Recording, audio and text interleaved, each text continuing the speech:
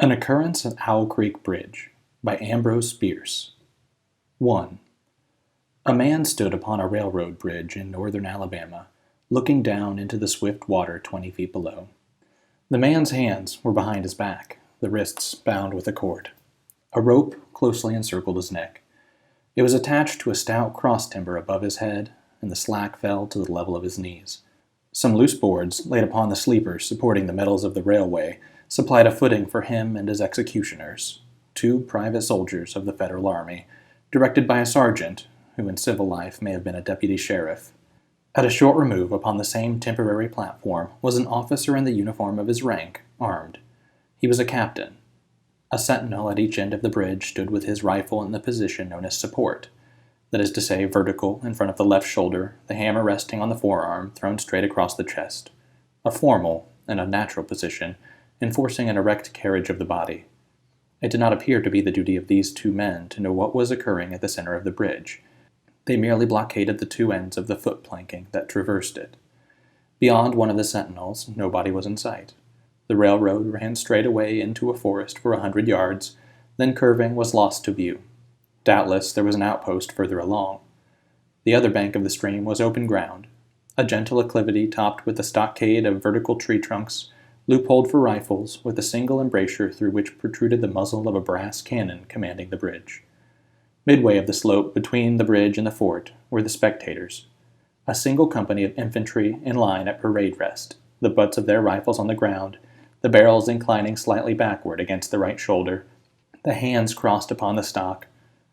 A lieutenant stood at the right of the line, the point of his sword upon the ground, his left hand resting upon his right. Excepting the group of 4 at the center of the bridge, not a man moved.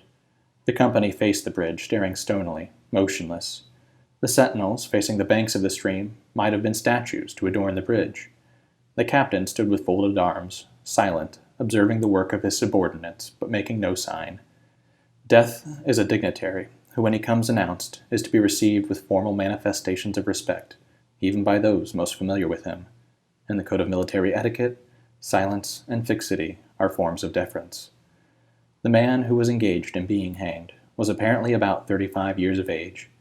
He was a civilian, if one might judge from his habit, which was that of a planter.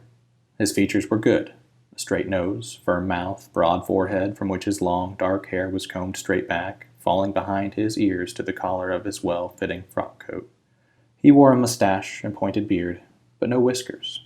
His eyes were large and dark gray, and had a kindly expression which one would hardly have expected in one whose neck was in the hemp. Evidently this was no vulgar assassin. The liberal military code makes provisions for hanging many kinds of persons, and gentlemen are not excluded. The preparations being complete, the 2 private soldiers stepped aside, and each drew away the plank upon which he had been standing.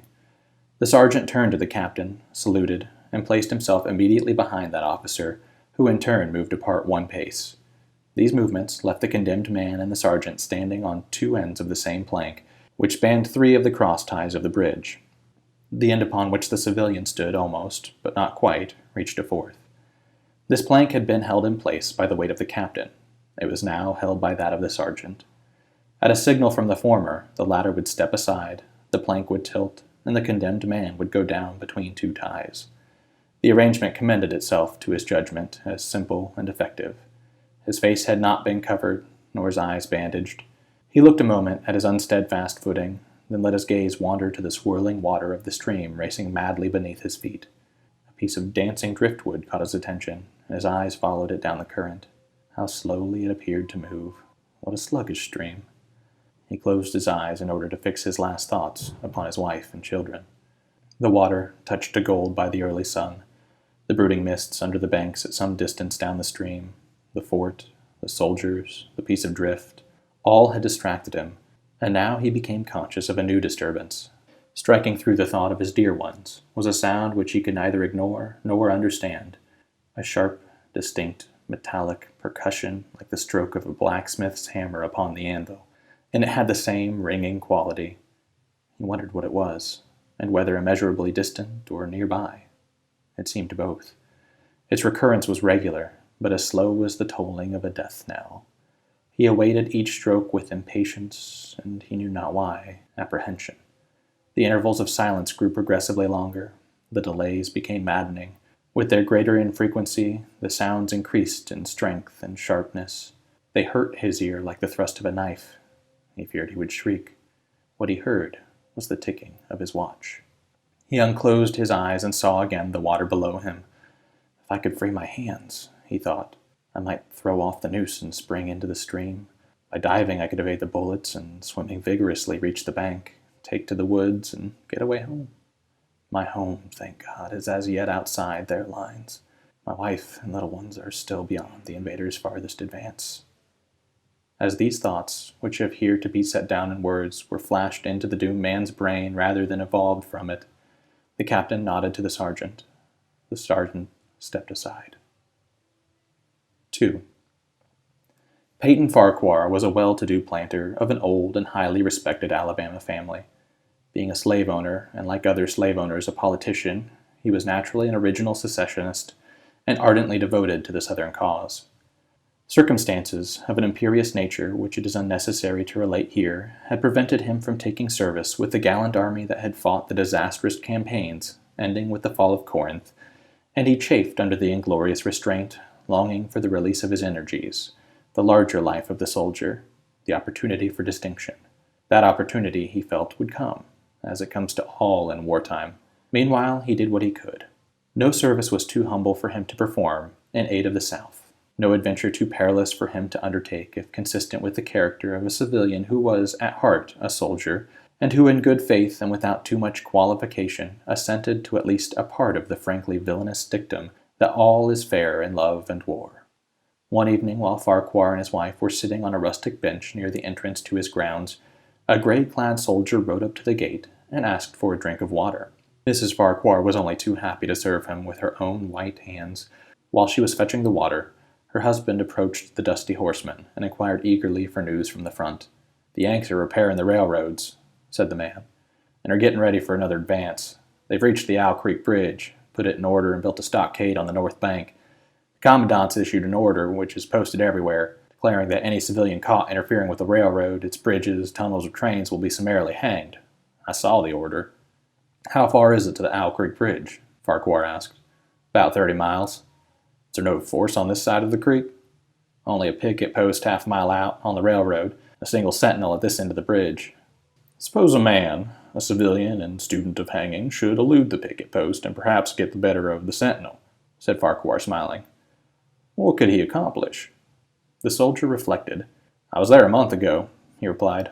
"I observed that the flood of last winter had lodged a great quantity of driftwood against the wooden pier at this end of the bridge. It is now dry and would burn like tow." The lady had now brought the water, which the soldier drank. He thanked her ceremoniously, bowed to her husband, and rode away. An hour later, after nightfall, he repassed the plantation, going northward, in the direction from which he had come. He was a Federal scout. 3. As Peyton Farquhar fell straight downward through the bridge, he lost consciousness and was as one already dead. From this state he was awakened, ages later it seemed to him, by the pain of a sharp pressure upon his throat, followed by a sense of suffocation. Keen, poignant agonies seemed to shoot from his neck downward through every fiber of his body and limbs. These pains appeared to flash along well-defined lines of ramification and to beat with an inconceivably rapid periodicity. They seemed like streams of pulsating fire heating him to an intolerable temperature. As to his head, he was conscious of nothing but a feeling of fullness, of congestion. These sensations were unaccompanied by thought. The intellectual part of his nature was already effaced. He had power only to feel, and feeling was torment. He was conscious of motion, encompassed in a luminous cloud of which he was now merely the fiery heart. Without material substance, he swung through unthinkable arcs of oscillation like a vast pendulum. Then all at once, with a terrible suddenness, the light about him shot upward with the noise of a loud splash. A frightful roaring was in his ears, and all was cold and dark. The power of thought was restored.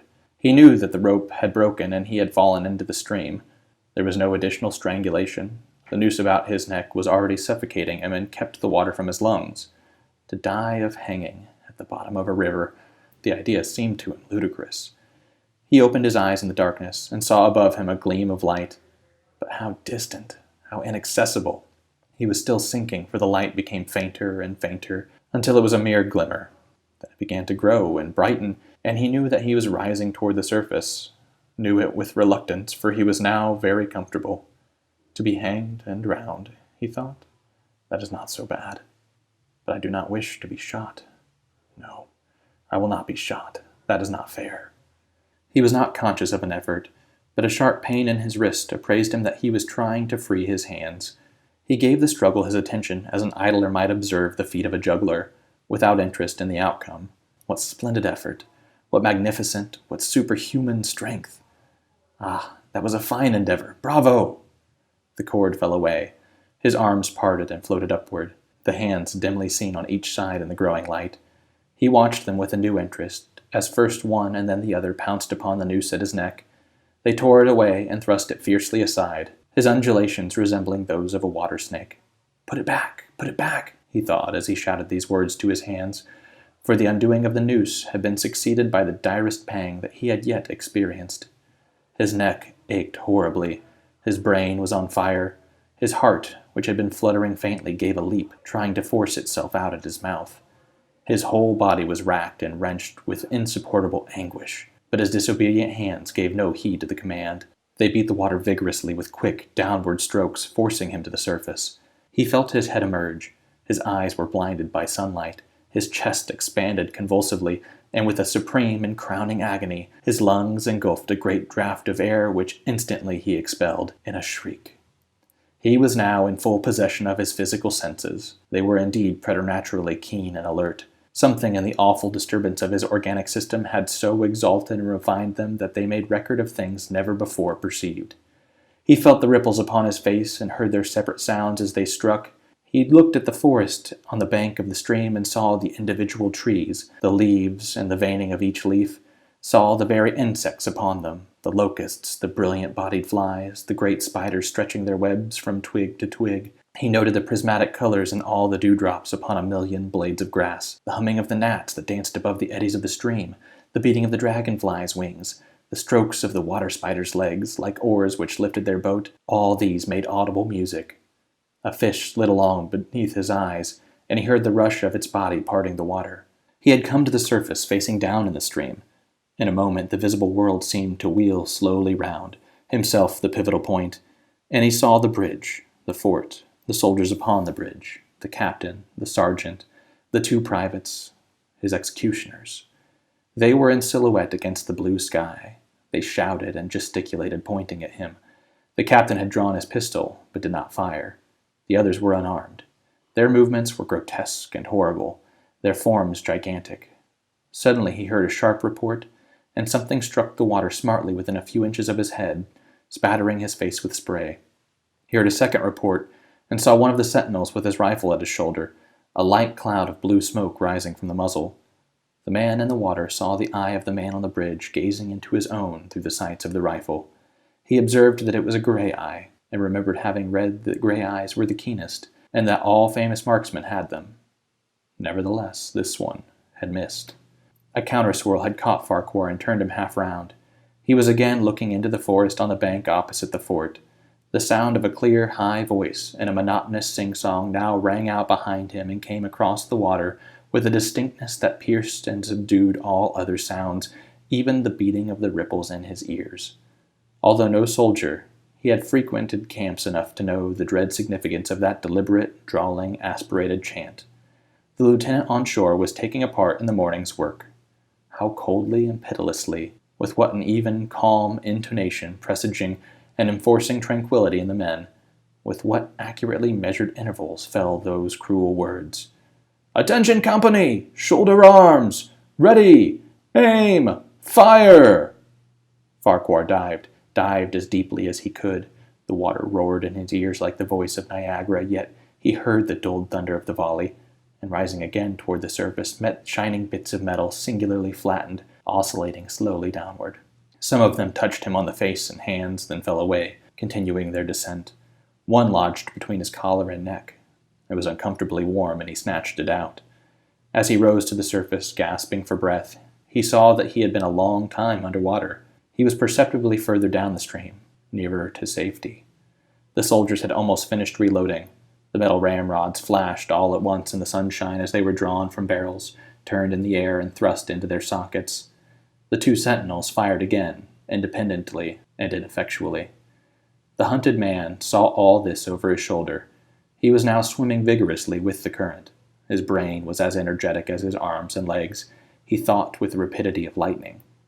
The officer, he reasoned, will not make that martinet's error a second time.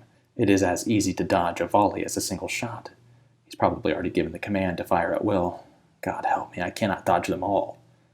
An appalling splash within 2 yards of him was followed by a loud, rushing sound, diminuendo, which seemed to have traveled back through the air to the fort and died in an explosion which stirred the very river to its deeps. A rising sheet of water curved over him, fell down upon him, blinded him, strangled him. The cannon had taken a hand in the game. As he shook his head free from the commotion of the smitten water, he heard the deflected shot humming through the air ahead, and in an instant it was cracking and smashing the branches in the forest beyond. They will not do that again, he thought. The next time they'll use a charge of grape. I must keep my eye upon the gun. The smoke will apprise me. The report arrives too late. It lags behind the missile. That is a good gun. Suddenly he felt himself whirled round and round, spinning like a top. The water, the banks, the forests, the now distant bridge, fort, and men, all were commingled and blurred. Objects were represented by their colors only, circular, horizontal streaks of color.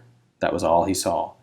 He had been caught in a vortex and was now being whirled on with a velocity of advance and gyration that made him giddy and sick.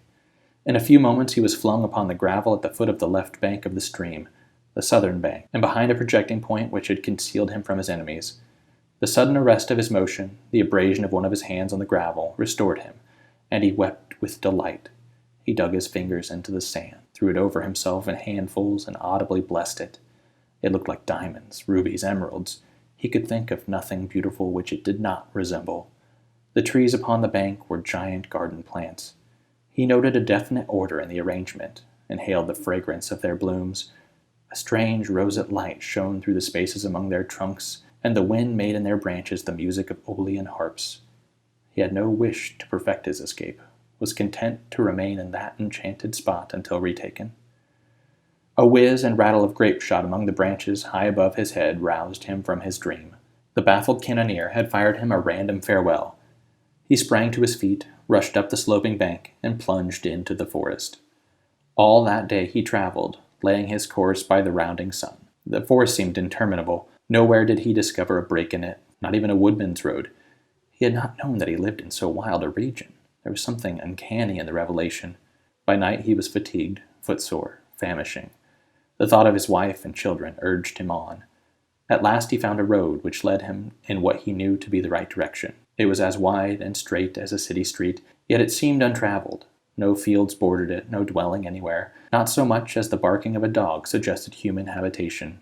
The black bodies of the trees formed a straight wall on both sides, terminating on the horizon in a point, like a diagram in a lesson in perspective. Overhead, as he looked up through this rift in the wood, shone great garden stars looking unfamiliar and grouped in strange constellations. He was sure they were arranged in some order which had a secret and malign significance. The wood on either side was full of singular noises, among which, once, twice, and again, he distinctly heard whispers in an unknown tongue. His neck was in pain, and lifting his hand to it, found it horribly swollen. He knew that it had a circle of black where the rope had bruised it. His eyes felt congested. He could no longer close them. His tongue was swollen with thirst. He relieved its fever by thrusting it forward from between his teeth into the cold air. How softly the turf had carpeted the untraveled avenue. He could no longer feel the roadway beneath his feet. Doubtless, despite his suffering, he had fallen asleep while walking. For now he sees another scene. Perhaps he's merely recovered from a delirium. He stands at the gate of his own home. All is as he left it, and all bright and beautiful in the morning sunshine. He must have traveled the entire night. As he pushes open the gate and passes up the wide white walk, he sees a flutter of female garments. His wife, looking fresh and cool and sweet, steps down from the veranda to meet him. At the bottom of the steps, she stands waiting with a smile of ineffable joy, an attitude of matchless grace and dignity. Ah, how beautiful she is. He springs forward with extended arms. As he's about to clasp her, he feels a stunning blow upon the back of the neck. A blinding white light blazes all about him with a sound like the shock of a cannon. And then all is darkness and silence. Peyton Farquhar was dead. His body, with a broken neck, swung gently from side to side beneath the timbers of the Owl Creek Bridge. Thank you for listening to this recording. If you've enjoyed it, make sure you hit subscribe down below. And if you have a recommendation for a short story, a poem, or a novel that's in the public domain, go ahead and send an email to crackleaudio@gmail.com and we'll take a look at it. Thanks for listening.